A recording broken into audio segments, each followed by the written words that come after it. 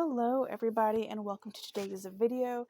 Today's case, we were talking about Beverly Polchies, and her case is one that I have had on my list to do for a very long time. I intended to do it a few months ago, but I ended up losing all of my research notes and had to completely redo my research, so it has taken me a bit longer to get organized and get that going, but finally I am here to tell you about her case.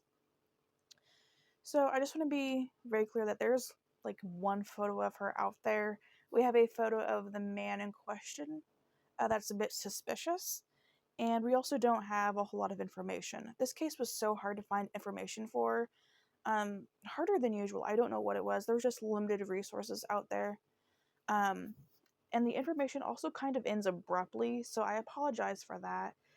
Like I said, I really couldn't find anything about Beverly, like who she was, career, her early life, anything like that. So we're just going to go ahead and get into the case itself.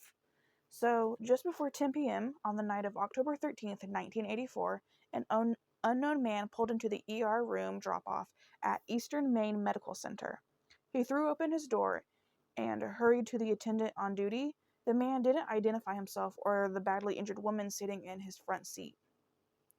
The driver told hospital staff that she was hit by a car. As they placed the woman in a wheelchair and brought her inside, the driver sped off without another word. Within minutes, the woman succumbed to her injuries and she died at the hospital, and she died nameless and alone.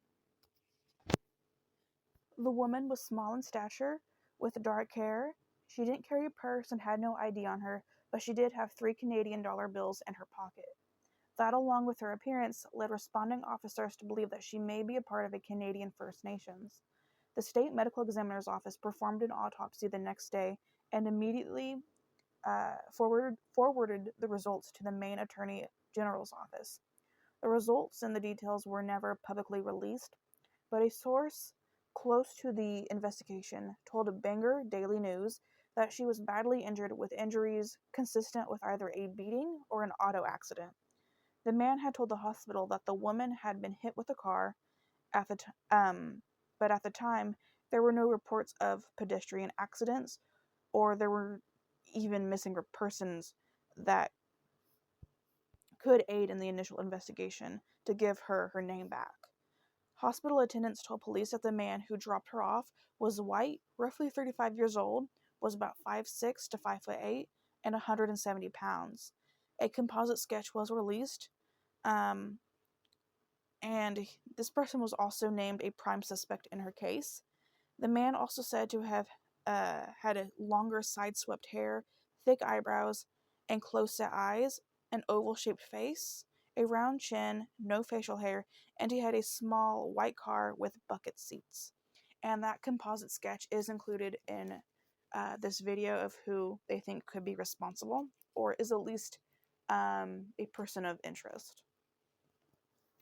On October 16th, 1984, she finally had a name, and she was found out to be 25-year-old Beverly Polchies of Woodstock First Nation in New Brunswick, Canada.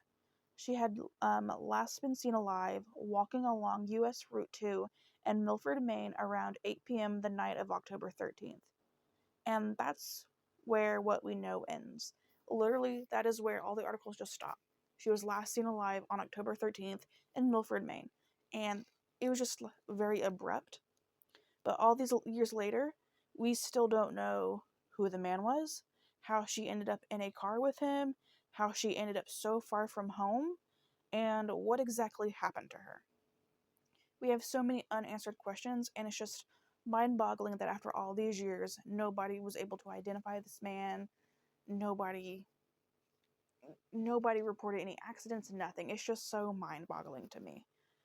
Anybody with any information is urged to contact the Maine State Police Department Major Crimes Unit at 207-973-3750.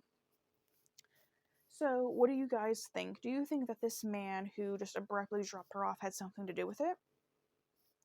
Do you think maybe she was walking along this route in the dark, he didn't see her, and maybe he hit her, and so he ran her to the hospital, and he didn't stay or give his name or anything because maybe he was nervous, like, he didn't want to get in trouble and be accused of, like, doing it on purpose, you know what I'm saying? But he knew that he couldn't just leave her out there, it kind of felt that way to me, like, if she's walking along this route in the dark, maybe this person was going a little too fast. Maybe he was high, maybe he was drunk, whatever. Maybe he just wasn't paying attention and he ran into her and it was really, really bad. But of course, he wasn't going to leave her out there. So he did drop her off at the hospital.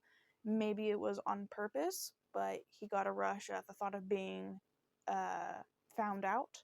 And maybe he did do it on purpose. We have no idea. Let me know your thoughts down below. I kind of feel like it was maybe an accident and he brought her there.